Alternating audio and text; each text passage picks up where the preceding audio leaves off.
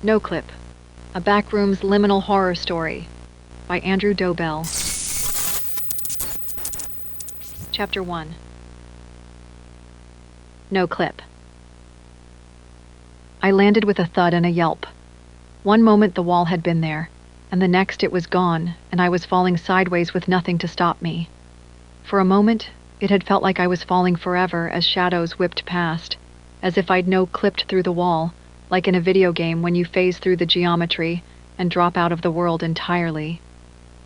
It was the most bizarre feeling. One moment, the wall had been there as I leant up against it with my shoulder, and the next, it was gone, and I stumbled into darkness and shadow. I'd only stopped to read a text as I'd walked through the underpass. I'd moved to one side of the tunnel to stop and focus. Ahead, the light from the exit silhouetted the few people who'd been down here with me. Had they seen me fall through the wall? It had been dark in that underpass and everyone had their faces in their phones. So maybe not. I felt like I'd screamed, but I couldn't be sure. For a very brief moment, I was weightless and in a void of nothing, before I landed with a thud. I hissed as I rolled off my arm. I'd landed on it, sending lances of dull pain through my shoulder. For a moment I feared I'd broken something, but the pain quickly faded as other, more worrisome thoughts started to filter through the fog that briefly clouded my mind. I lay on something soft, and as I rolled onto my front and placed my hand down to push myself up, I realized it was also damp. Gross. Yellow. That was my first impression of the place I'd found myself in. Everything was yellow. The carpet below me was a deep pile of soft, tightly wound fibers in a dull tan or yellow, and it was damp. As I pressed my hand into the fuzz, a discolored moisture pooled about my hand. I pushed myself up, getting a foot beneath me, making the carpet squelch under my weight. My jacket arm and my jeans were wet from the moisture, and it stank. A musty, old smell hung in the air. I wrinkled my nose in disgust as I took a moment to let my spinning head settle. As I took my first look about me, I felt dizzy. My stomach sank, as if a gaping hole had opened up deep in my gut, and for a moment, it was as if I was in free fall. What the hell had happened? Where the hell was I, and how did I get here? Somehow, I was standing in the middle of a large room. Meters away, walls hemmed me in on all sides. There were adjoining rooms too, but there were no doors between the spaces. The carpet was everywhere, extending all the way to the walls, which were also yellow and covered in a bland, repeating pattern. A moment later, I realized it was wallpaper as I noticed areas where it was peeling away from the cream plaster beneath. Briefly, I wondered if I'd fallen through a poorly constructed wall that had somehow collapsed under my weight, and I'd dropped through to an office or something below the underpass. It didn't make much sense, but my mind scrambled to find an answer that might explain all of this.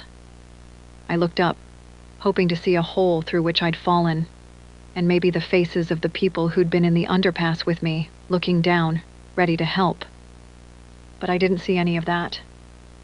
Above me was a suspended ceiling, of the kind you usually see in an office, with recessed fluorescent lights behind cloudy plastic square coverings that diffused the sickly yellow glow. The intensity of the light and the incessant hum-buzz of the tubes threatened to give me a headache if I looked at them too long.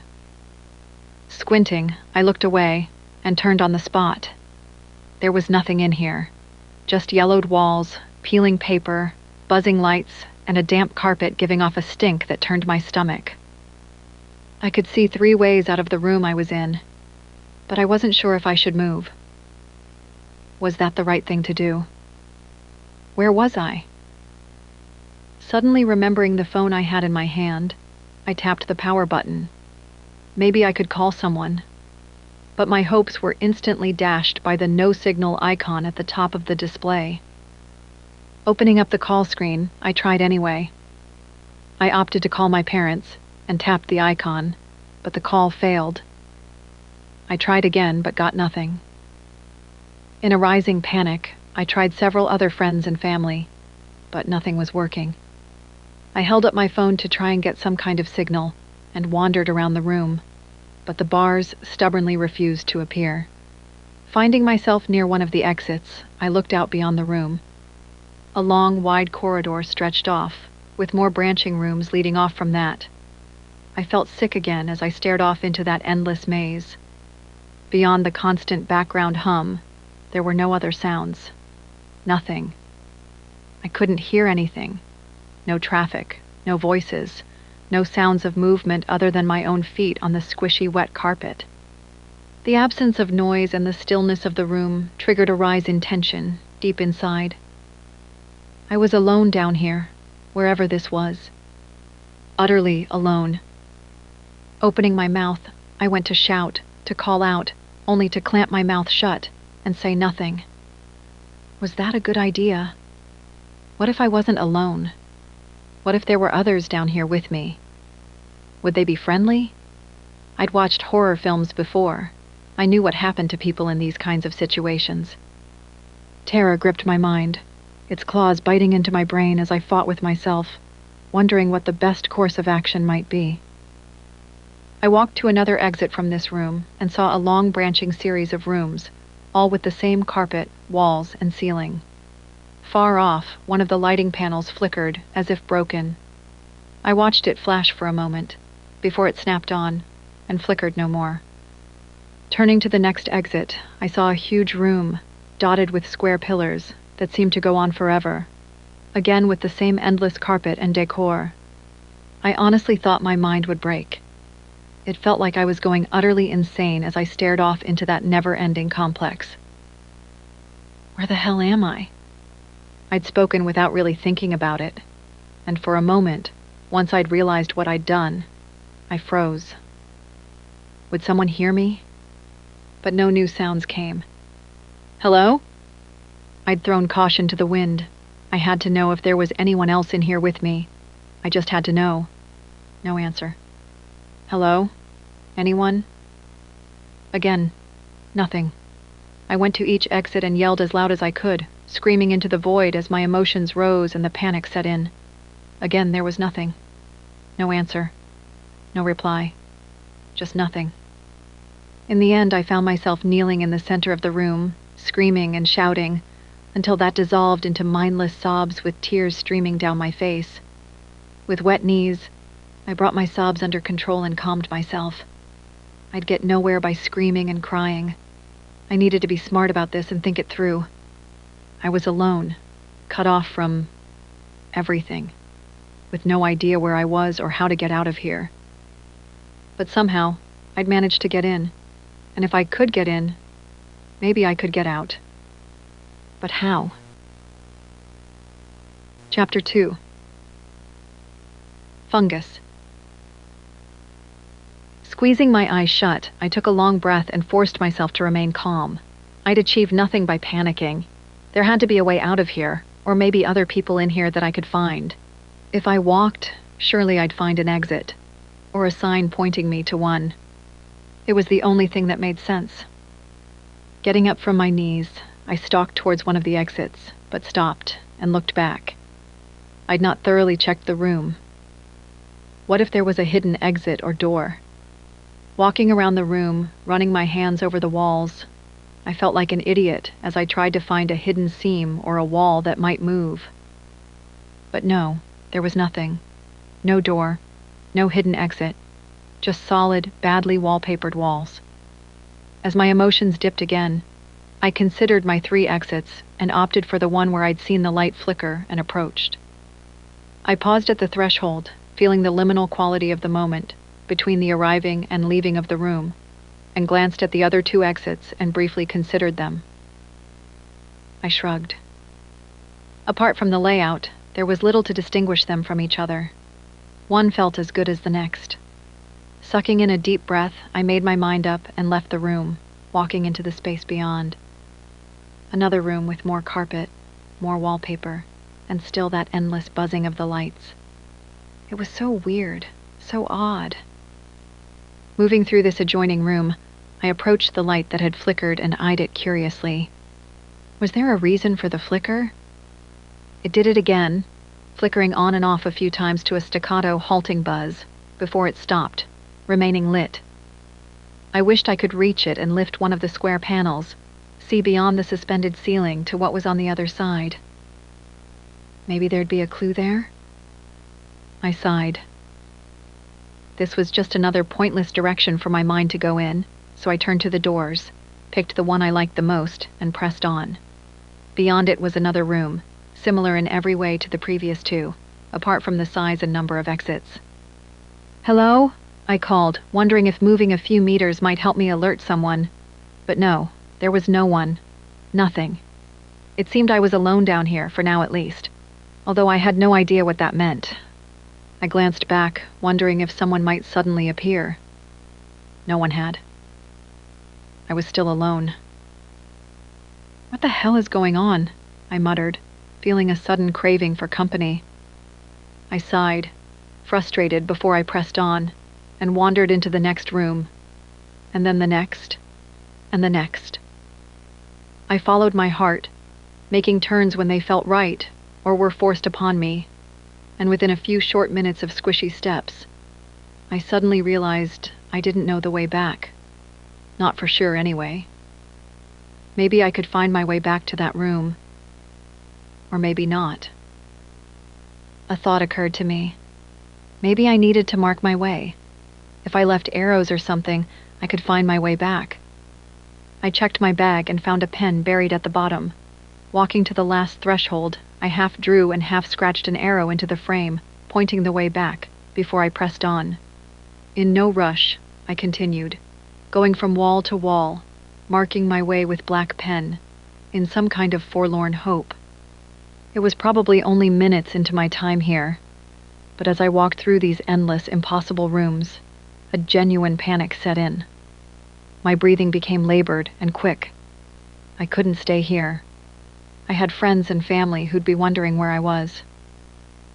Already hopelessly lost, I found the nearest wall and crouched, leaning against it as I attempted to catch my breath.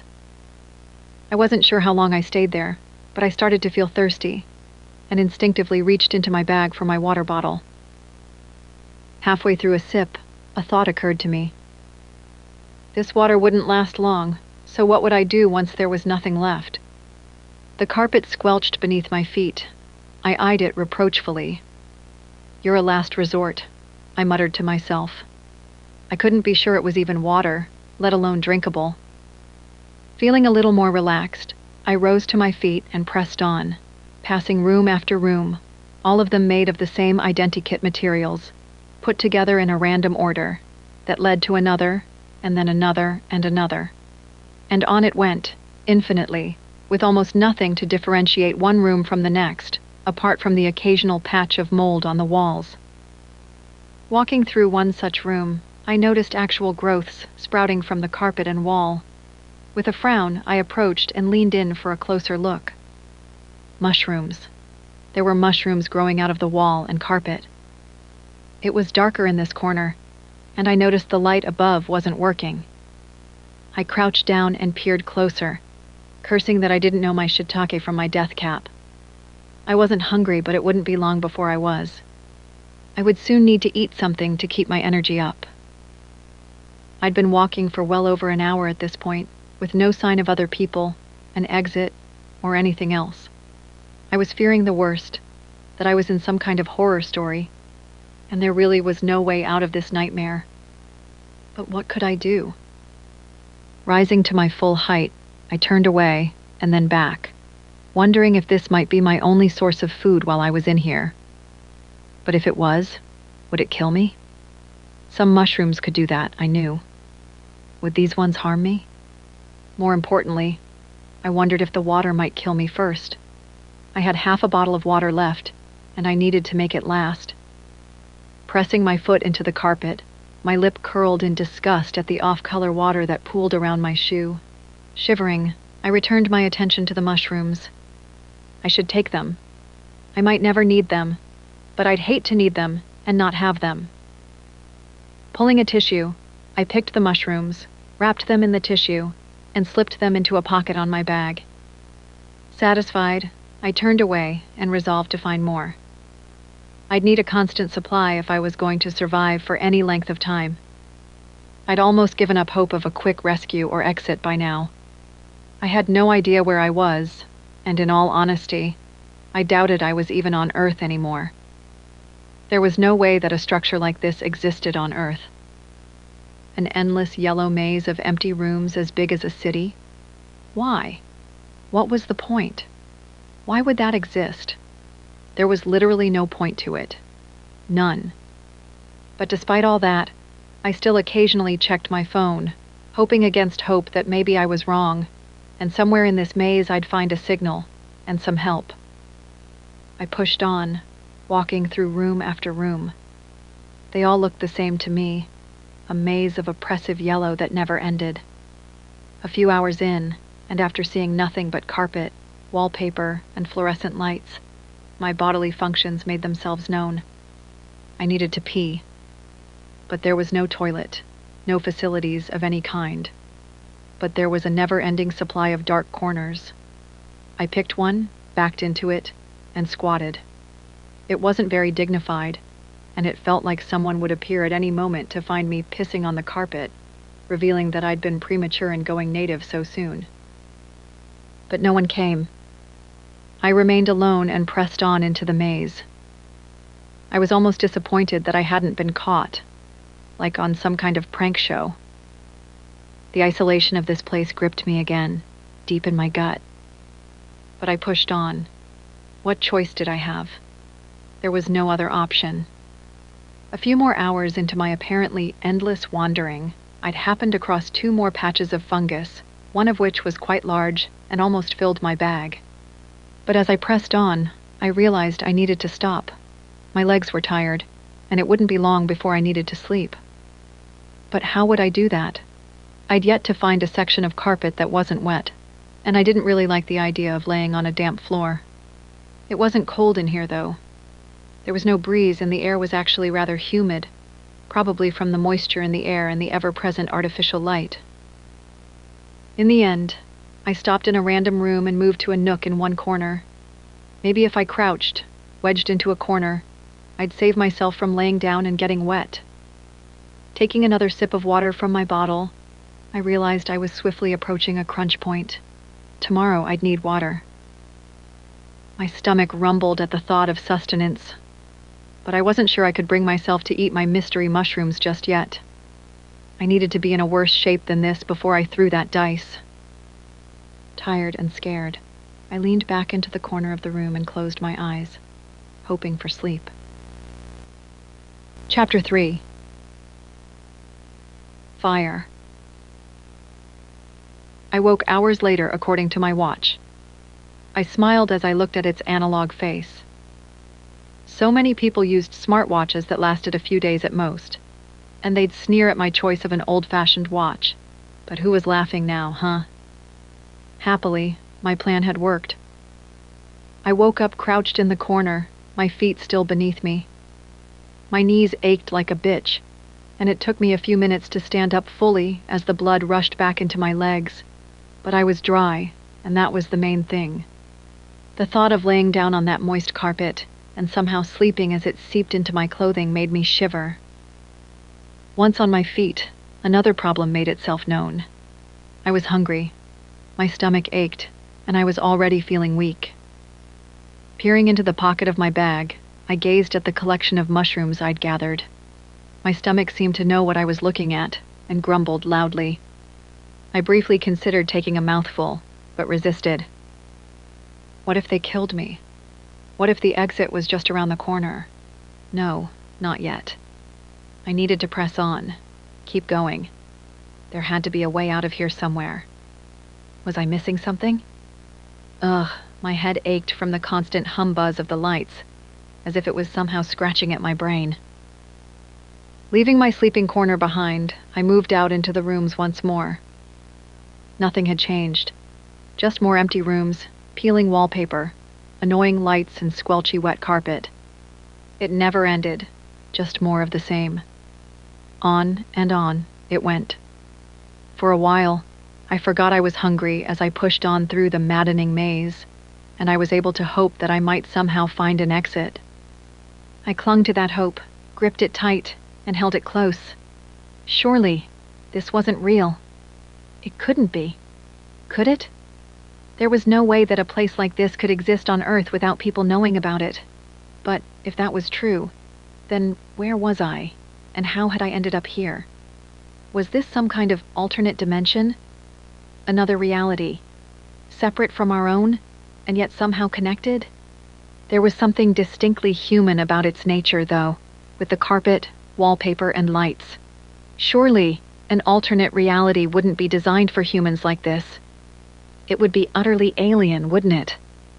But if this was an alternate dimension, designed for us, or at least influenced by us, then what would that mean? Who created this, and for what purpose? Could it be some kind of government black site? Was I now the unwitting subject of a messed up secret experiment? Was I being watched even now by the shadowy deep state? But if so, why? What would an experiment like this do, or prove? I shook my head in frustration. Thinking about this place and what it could mean was enough to give me a headache. None of it made any sense at all. A few hours later, the hunger pangs returned, stronger than before. It was as if a void had opened deep inside me, a void that needed filling as soon as possible. I pushed on. I kept walking, hoping it might fade, but my legs were weak. They threatened to collapse beneath me at any moment as the desperation of the situation gripped me. In a moment of weakness, when hope seemed a distant memory, I grabbed those mushrooms and stuffed them into my mouth, chewing furiously before swallowing them down. I followed that with a sip from my nearly empty water bottle, washing them down my parched throat. I wanted them to taste good, but they were quite bland. Not bad, really. They could certainly have been worse, and they were better than nothing. My stomach ached at first, and for a few terrifying minutes, I thought I'd made an idiotic and possibly fatal mistake. I leant against the wall as my insides grumbled and thought about sticking my fingers down my throat. But as the minutes passed, the ache faded, and the hunger began to ease. I seemed to be okay. Relieved, I ate more, but took my time. I needed to ration them. There weren't loads of these patches of fungus, but I knew now that I needed to actively search them out. I couldn't pretend they'd satisfy all my needs, but for now, they'd keep me going. A few hours later, tired and feeling dour, I turned a corner like all the others, but saw something new. A light in the ceiling of the next room had come loose. Electrical cables hung, ripped to expose their copper core. I was willing to bet they were live. For several hours, as I continued through the maze, I'd been contemplating the next matter of survival I'd need to address as my water bottle grew steadily lighter. Seeing these loose cables presented me with an opportunity. I walked over and carefully took 2 cable ends in my hands, making sure to hold the rubber sheath and not the copper wire within. Carefully, I touched the wires, and they sparked. They were live. Perfect. Turning my head, I peered at the base of the closest wall and the skirting board that ran along it. They seemed to be wooden, from looking at them the previous day, and like the wallpaper, they weren't all flush to the wall. They were worn, sometimes warped, and coming away from their fixings. Could I somehow use a mix of ripped wallpaper and wood to start a fire? And if I could, maybe I might be able to boil some water. The opportunity was too good to pass up, and I needed that water. I had less than an inch left in my bottle, and without fresh water, I'd surely die. All I needed to do was to boil the water to purify it, and then I'd have an endless supply. I set to work, hunting for a length of skirting I could pull from the wall. I found one in an adjoining room and ripped it free, removing as much as I could before snapping it into smaller pieces I could use to build a fire. In another room, where a patch of dry wallpaper had peeled from the top of a wall, I ripped some off, revealing the plaster beneath. I gathered my supplies and returned to the room with the light. Setting a fire would be difficult on this moist carpet, but at least it wouldn't spread far, and the heat might just dry some of it out, giving me a place to sleep. Well, I had a way to go before then. First, I needed to gather some of this foul water from the carpet. Grabbing my bottle, I hunted through my stuff and found an empty plastic shopping bag.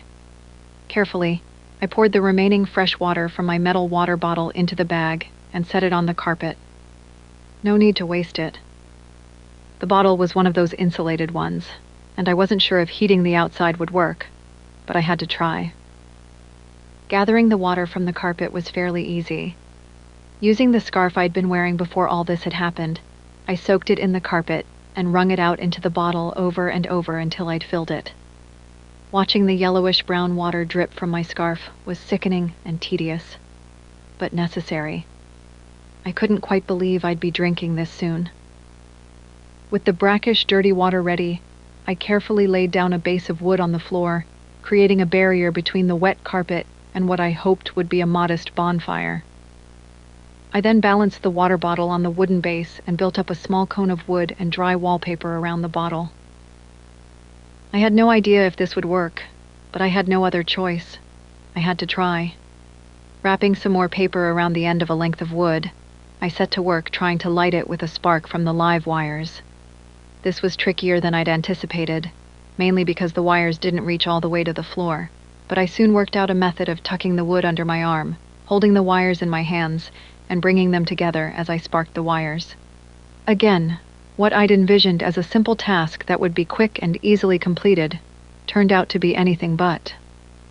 I stood there for what felt like forever, trying to get a spark that would catch, setting the paper and then the wood alight. When the paper did eventually catch, it went out just as quickly, and I was forced to reset.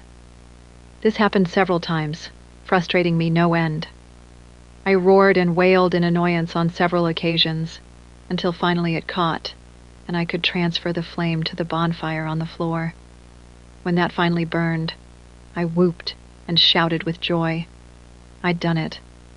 I'd finally created that most basic of human milestones. Fire. I'd made fire. I'm not embarrassed to admit that I was proud of myself for that. But of course, that was just the beginning. I crouched beside that fire and fed it as best I could, keeping a close eye on the water inside the bottle. It needed to boil. I wasn't sure how long it would need to boil for, but I figured I'd try to keep it going for as long as I could. It took over half an hour for it to finally start bubbling, and I'd burnt through most of the wood I'd gathered by then. It was a happy moment, though, and for the first time, I felt a sense of hope. I could survive here. Life would be tough, but not impossible. I could do this. Eventually, the fire died down. I removed the water bottle from the dying embers and placed it on the carpet. It needed to cool off. Inside, the water still looked grim, but in theory, it wouldn't kill me now. I had no idea if that was true or not, and I didn't have any kind of internet connection to check my theory, but that's what I'd heard. Certainly any bacteria in the water should be dead by now. In the end, there would be only one way to check, though, and that was to drink it. But it needed to cool before I tried that. Using my foot, I pushed the embers to one side and found a small patch of dry and burnt carpet where the fire had been. It was still warm. I decided to forego sitting there for the moment, but it was good to know that I could dry out a section if I wanted to. At least the laws of physics still worked here. With my initial test complete and just the taste test to go, I turned my attention back to my predicament. I couldn't stay here forever. I felt like I needed to keep exploring, but I wasn't sure if I'd find another damaged light. After some consideration, I decided to try and replicate the situation. I pulled off another length of skirting board. Using the wood, I jabbed at a working light. It took a little time, and my arms ached after a while, but I did finally dislodge the lighting unit. It fell, making me jump, and hung from the cables attached to it. With a little force, I pulled a couple of them free, revealing the copper inside. Vindicated, I smiled to myself. I could continue and repeat this elsewhere. I gathered my things, including the remnants of wood and wallpaper, and left the site of my experiment behind, clutching the still warm bottle of water in my scarf. I wasn't looking forward to drinking it. Chapter 4. Marks. The water was disgusting, but apparently drinkable and non-toxic. It quenched my thirst, so that between it and the mushrooms, I was actually feeling mostly okay. I was surviving. I repeated my light trick several times over the next few days, dislodging a unit and using the power in the cables to light a fire, which I used to boil some water. I'd even slept in the ashes of the bonfires several times, on mostly dry carpet. It was always preferable to sleeping crouched in a corner, but I did that on occasion too. Between my campfires and foraging for fungus, I walked. I kept on walking through these infinite rooms, all with the same decor, the same carpet, and the same buzzing lights that clawed at my brain. Sometimes that buzz got the better of me and I'd scream at the ceiling as if it was some kind of cruel god, endlessly tormenting me. Once, I used a length of skirting board to smash all the lights in a room to get a better night's rest and stop that incessant hum. As the days passed, marked by the turning of the hands on my watch, I started to consider the idea that I would never find a way out. It had been over a week since I'd arrived here, and I'd yet to see anything other than the same walls, carpet, and ceiling, all day, every day. Maybe there wasn't a way out. Maybe I was stuck here, and this was my new reality now. I might need to resign myself to this new, wretched life. It seemed I was stuck here, but who knew for how long? Forever, maybe? It was difficult to come to terms with that thought, so I avoided it as much as I possibly could. It was too bleak to think about. More than once, I found my thoughts going to a dark place, where I considered ending it all on my own terms. But I caught myself each time and tried to distract my mind from such things. I couldn't let this place beat me. I needed to keep going. I needed to survive. I couldn't stop. I couldn't give up. But then I saw the arrow on the wall. An arrow that I had certainly not drawn myself. It took me a moment to realize what I was looking at, and I stared at that wall for an embarrassing length of time. I'd stopped making my own marks days ago. I didn't see the point anymore.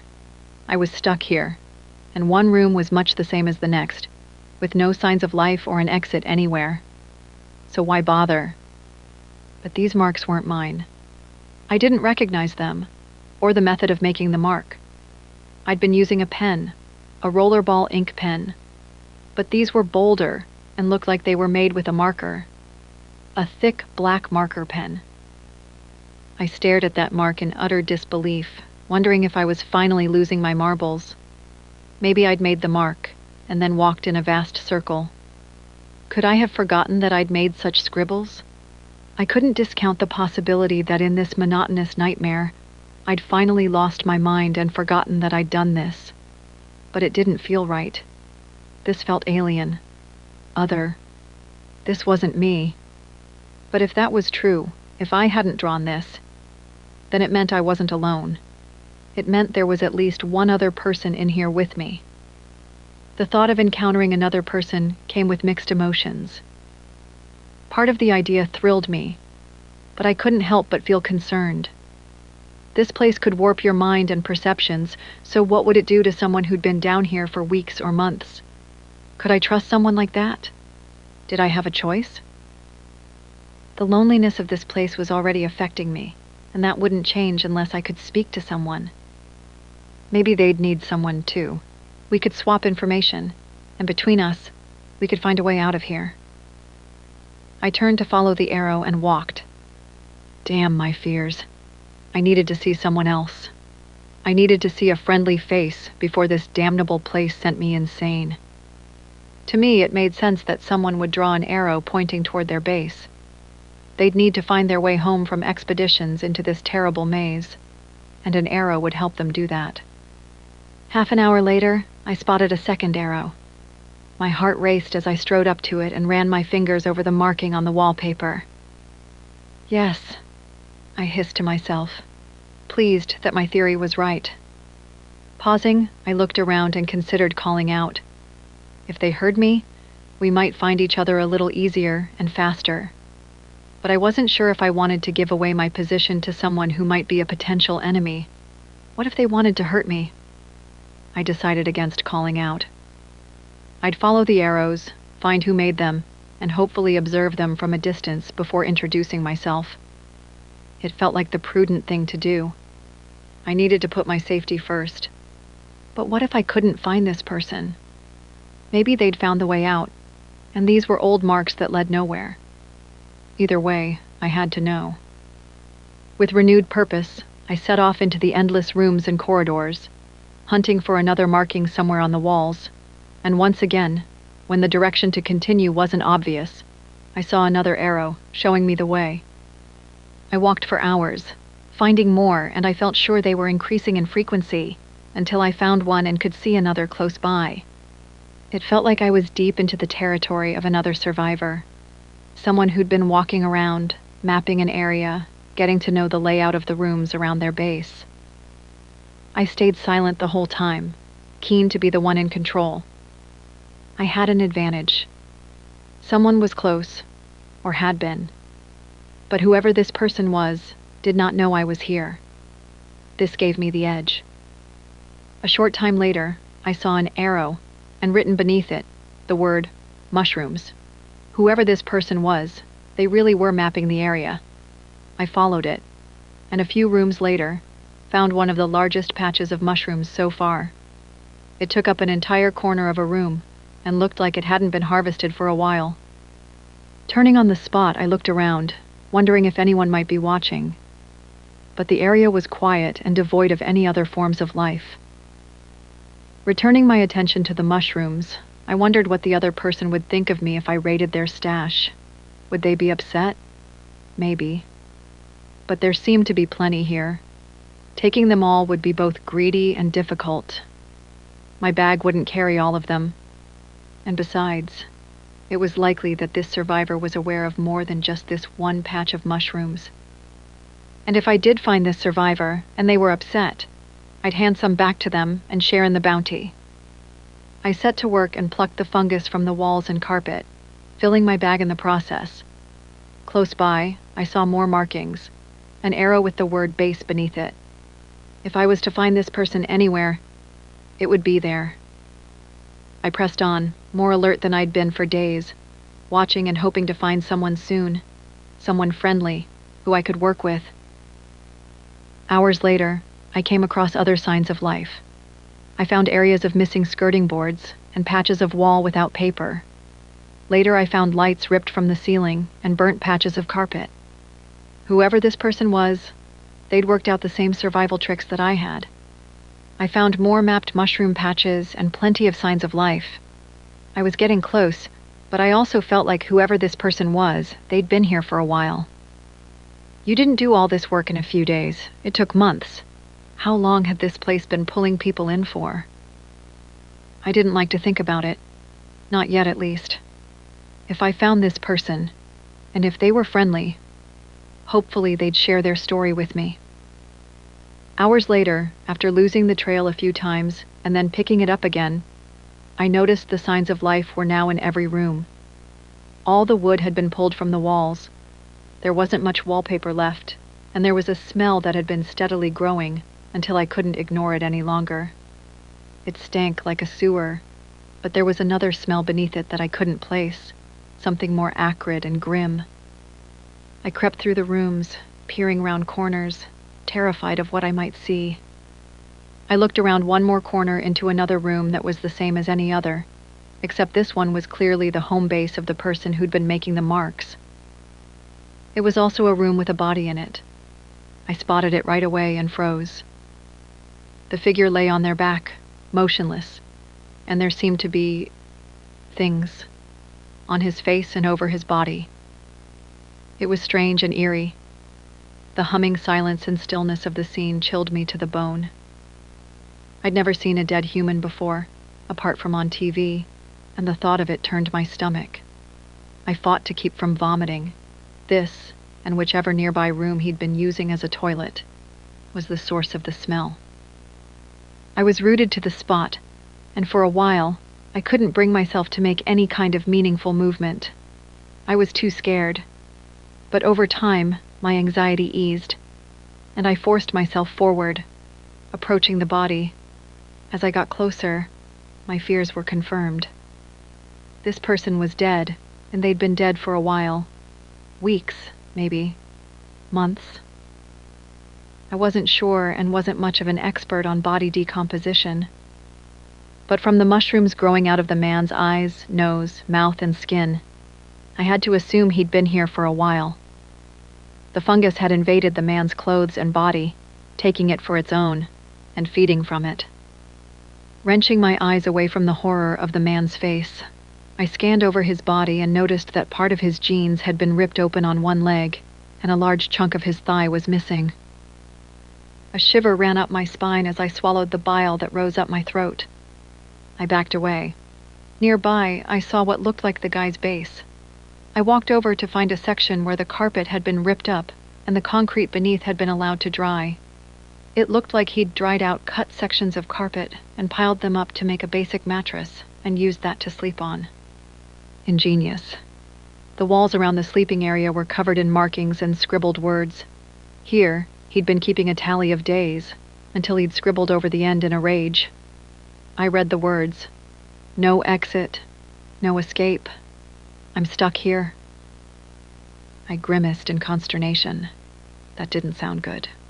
On another wall, he'd drawn a very basic female figure, and a smaller figure, a child maybe.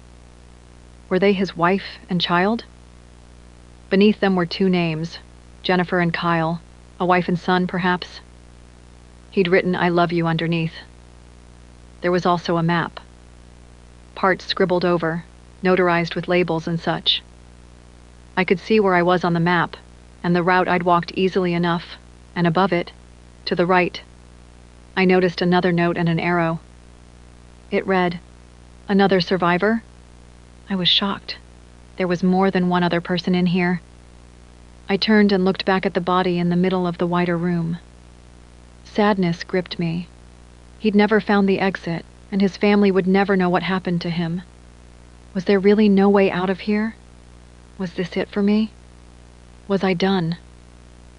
In despair, I slumped onto the man's bed, dropping onto the pile of carpet. Something clattered from under the makeshift pillow and fell to the floor. Metal. It glinted in the light, and I peered at it curiously. It was a penknife.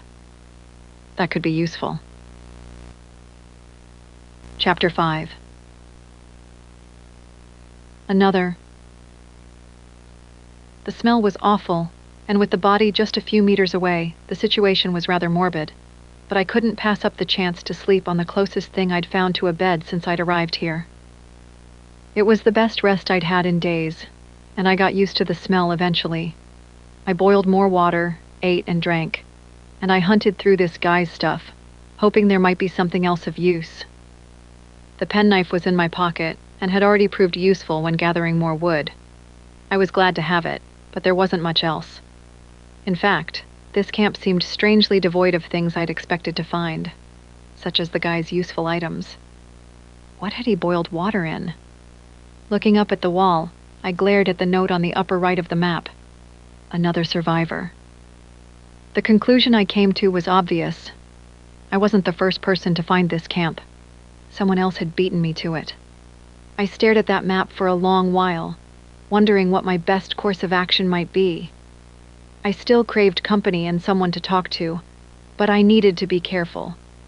There was no telling who this second survivor might be. Had they killed this man?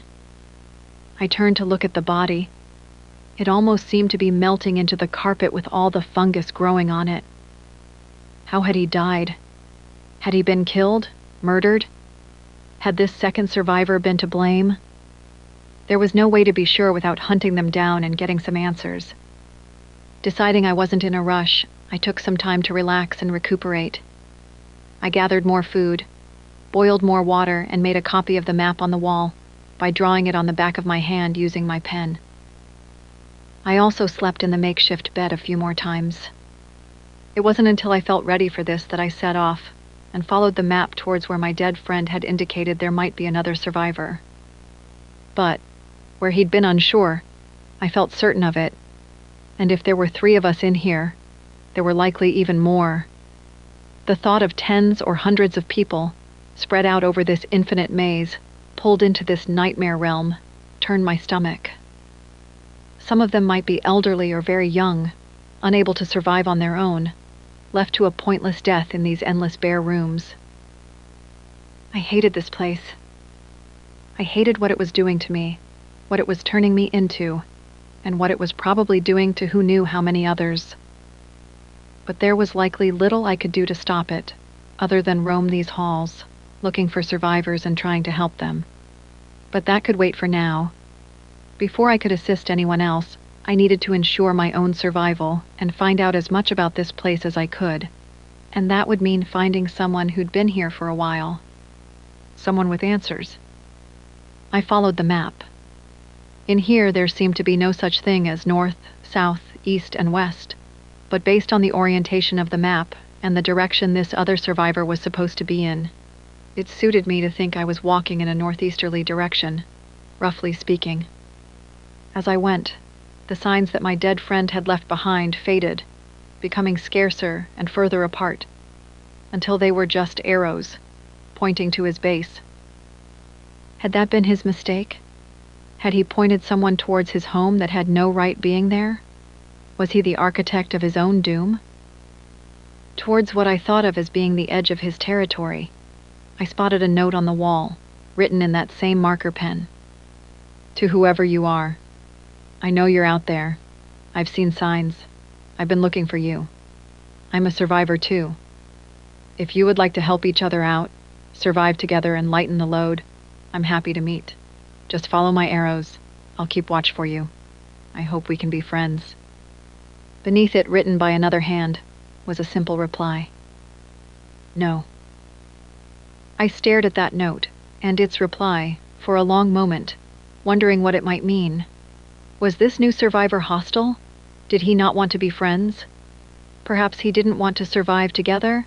Or maybe this was written after the first guy's death, after the second survivor had raided the first's camp, and it was just a flippant remark. Maybe I'll never know. I carried on, walking through the endless corridors and rooms, the relentless humming from the lights never giving an inch. But despite the monotonous environment, I felt alert, on edge almost. Someone was out there, hidden by this maze of rooms, and he might not be friendly. He could be a killer, and I was walking right towards him. I grimaced. I was making an assumption. There was no reason to assume this person would be male. The first survivor's arrows stopped not long after his note, and once again I was alone with nothing to guide me, walking through the mind-bending maze. I tried to stay on course and keep going in a northeasterly direction, but it wasn't always possible. Sometimes I needed to navigate a switchback or a side passage before finding my way forward once more. Luckily, the layout of this place seemed to be mostly based on right angles, with just the occasional diagonal, so I felt quite confident of my direction. Or, at least, I hoped so. An hour or so later, I found a destroyed light and a burnt patch of carpet. I stared at it for a long moment, wondering who'd done this. My dead friend, or the new guy. I hunted for any clues, but found nothing. There was no way to know. I pushed on. There was no need to hang around here, and I wasn't ready for a rest just yet. Several hours later, however, that changed, and I decided to take a break. As usual, out in the corridors, any actual rest was fleeting, but after a drink and something to eat, I pressed on. Further on, I found more evidence of life. Wood pulled from the walls and wallpaper ripped down. I was on the right track. I was sure of it. And as I continued, I found something else. A mark on the wall, drawn in thick black pen. Similar to the dead guy's, but also, somehow different. An arrow pointed in the direction I'd come, and beneath it. Number 1. I turned in the direction the arrow pointed, looking back the way I'd come. Whoever it was, they'd marked that there was one survivor that way, or at least, that's how it looked. There were no arrows pointing towards a base, just an arrow towards my dead friend. I pushed on, keeping quiet as I walked. Quiet, but alert. Hours later, having seen little of use or worth for a while and feeling tired again, something snapped my attention left. I caught sight of movement, something dark against the high-key yellow of the world around me. It stood out easily enough, and the shock of it gripped me. I froze. It was a person walking through the maze, several hundred meters away through a number of rooms. They were a long way off, but seemed to sense me and stopped in their tracks.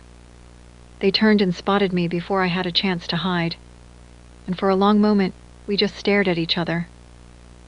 They looked male from their shape and movement, but at this distance, it was tough to make out.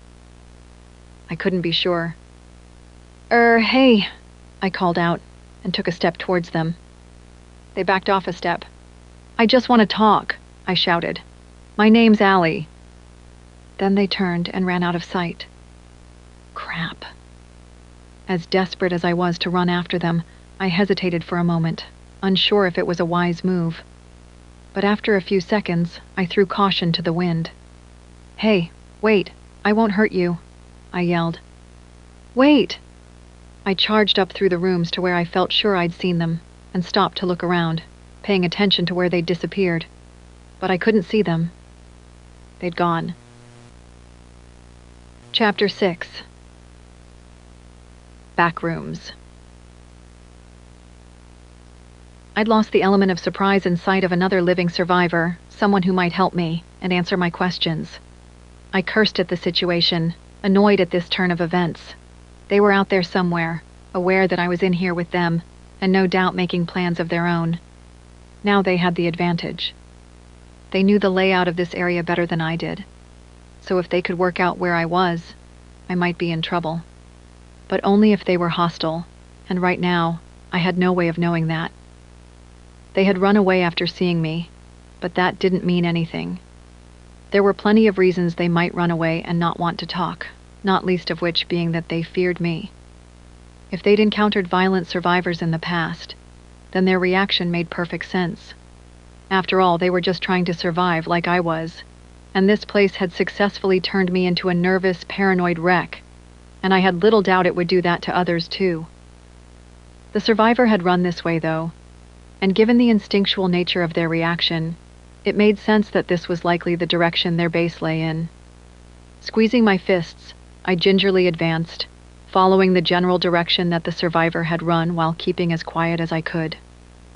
I listened to the surrounding corridors and rooms, sweeping my gaze left and right, hunting for any sign of this survivor. I passed through room after room, and it wasn't long before further signs of life presented themselves. More burn marks, smoke stains, and pulled down lights, patches of mushrooms that looked like they'd been recently harvested. I resisted picking some of the smaller shoots. If he was watching, I didn't want to offend him by stealing his food. Besides, I had enough of my own anyway. There was no need. As I walked, I heard the occasional sound of movement echo through the rooms. Sometimes it sounded distant, but occasionally it was close. I froze each time, keeping silent as I watched and listened for the survivor, gripping the penknife in my pocket. Where was he?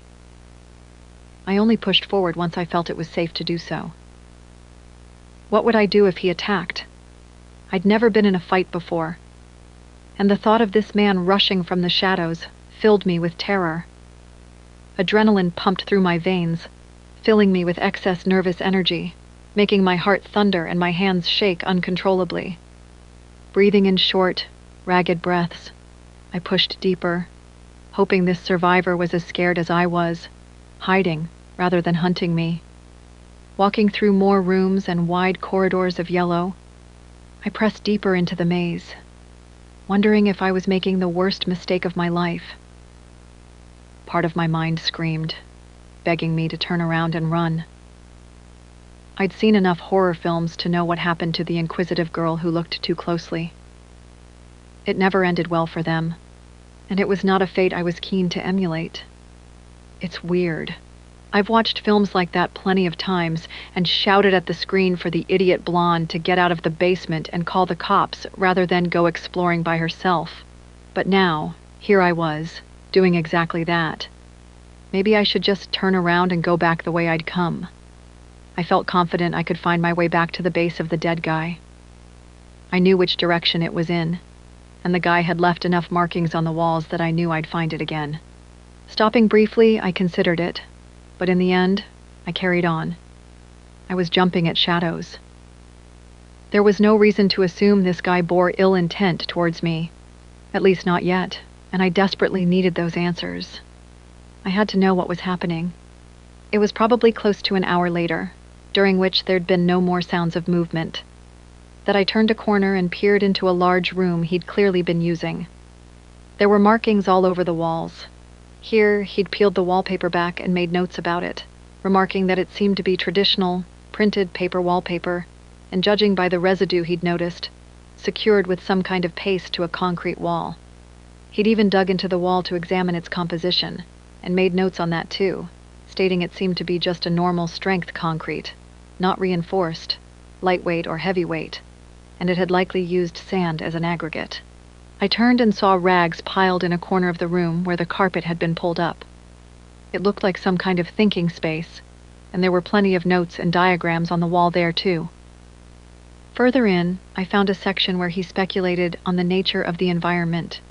Was this some kind of infinite plane, conforming to Euclidean geometry in a parallel dimension in space?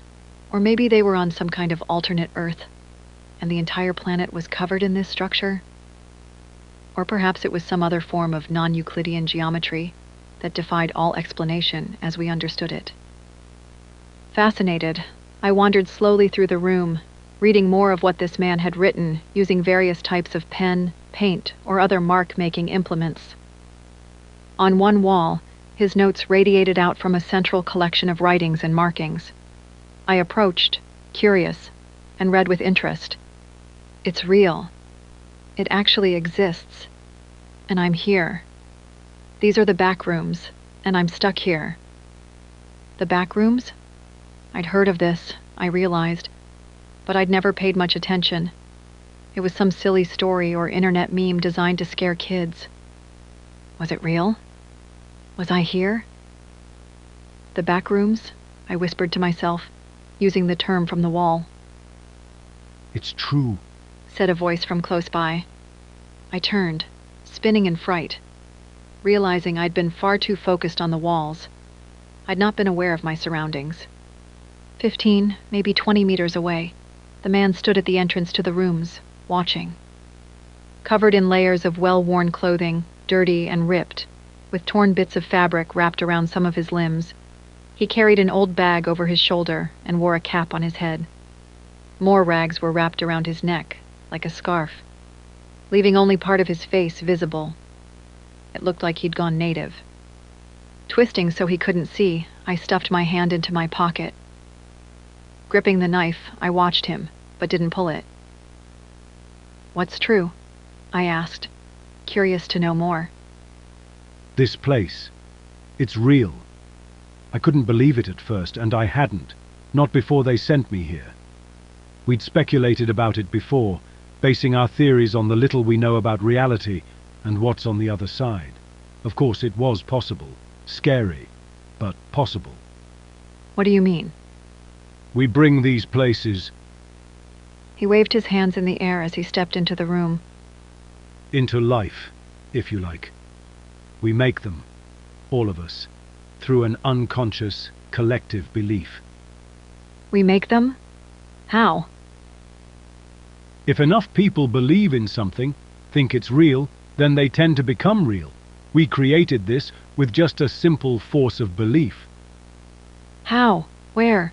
Where is this place? You're not making any sense. What's your name? He asked. Allie, is it? Is that what you shouted after me? That's right. Allie Pemberton. And you? What's your name?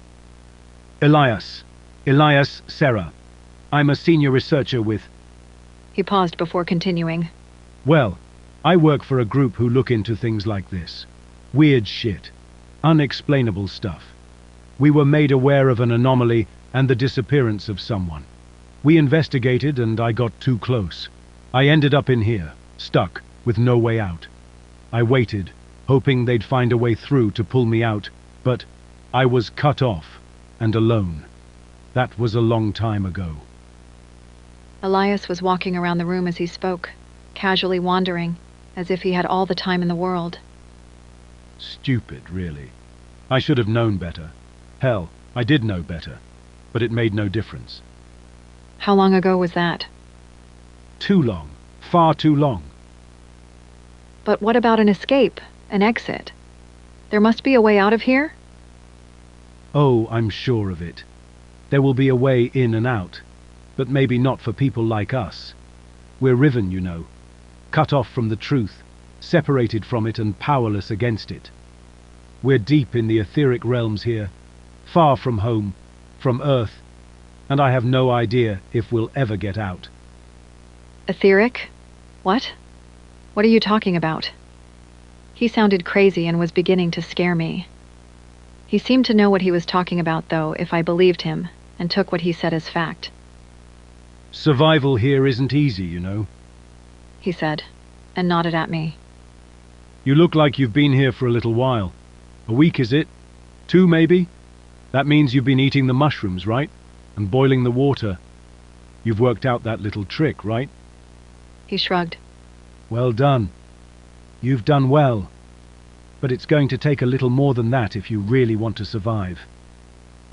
I frowned at him. More? What do you mean? It's all there, up on the wall. He waved at his scribbles. I glanced at the wall. Footsteps thundered towards me. A dark shape slammed into me. Elias threw me to the ground and landed on top. All sense of reason was gone from his eyes, and instead, I saw madness there. Rage, hunger, and utter lunacy. I flailed and fought against him, but he gripped me around the neck, his large hands reaching almost all the way around as he squeezed. I bucked and kicked, but it did nothing. He was too strong. In a panic, I withdrew the knife and pulled the blade as he blocked my airway. I couldn't breathe. I had seconds before the lack of oxygen sent me into oblivion. There would be no talking to him. He was too far gone and drooled over me with his mouth wide and smiling. I've not had fresh meat for so long. He gasped, licking his lips. So long? I'd heard enough and thrust my weapon up into his torso with the blade extended.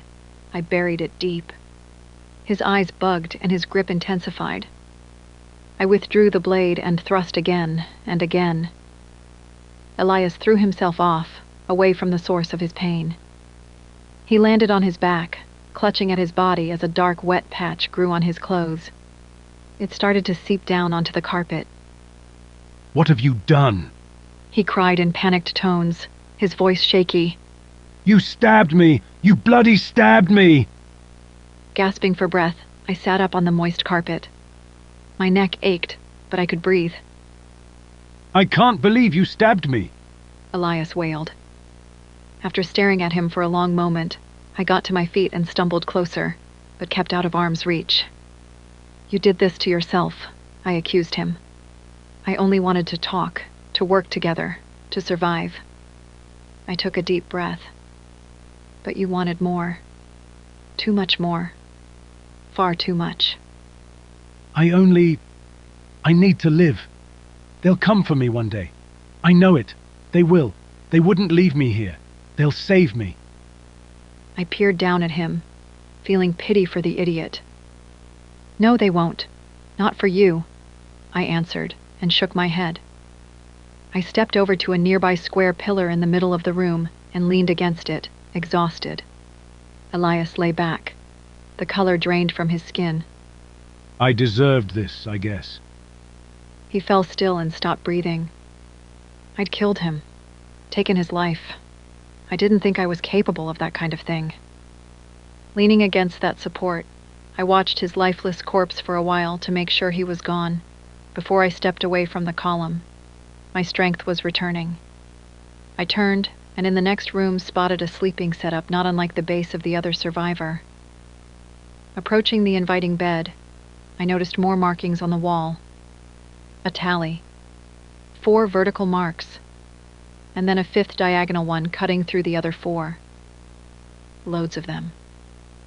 Above them, a single word was written on the wall. Days. I started to count in 5s. 5, 10, 15, 20, 25, and more. On and on it went, into the hundreds. He'd been here for years. I saw supplies scattered around the bed, items he'd clearly not brought here with him. Items that obviously belonged to other people. He'd been scavenging, not just from the environment, but from other survivors too, making use of everything, including their bodies, anything to help him survive. I wondered what kind of man he'd been before coming here. Had this place twisted him, turned him into something monstrous? I glanced down at the knife, still dripping in blood. I held onto it with a vice-like grip. Was he right? Would people come for him? Or would I end up like him? Maybe I'm stuck here forever now? Would this place get to me like it had clearly got to him, send me mad, and force me down the same dark path?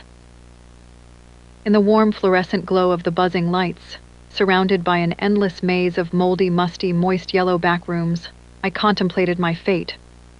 We'd created this, he'd said. We did this to ourselves. And now, one by one, it was taking its revenge. Dragging us in, and forcing us to face what we had become, what we had wrought. The only question was, could I survive and stand defiant? Can I live here and one day find an exit? Or will I end up like him? I didn't have that answer, not yet at least. Not yet. The end. This has been No Clip, a Backrooms Liminal Horror story, written by Andrew Dobell. You can learn more about Andrew's work and buy his books at his website, andrewdobell.com. Thank you for listening, and please subscribe to this channel.